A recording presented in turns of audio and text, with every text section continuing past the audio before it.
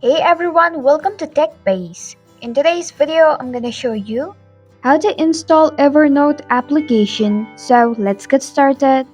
Begin by launching Play Store on your mobile device.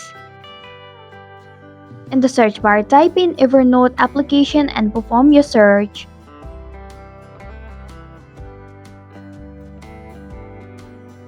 Tap on Evernote application.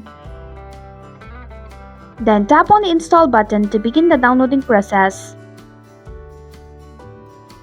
It might take a while to download this application. And this is how you can download Evernote application. Thanks for watching TechBase. If you like this video, hit the like button and drop a comment with any questions or feedback.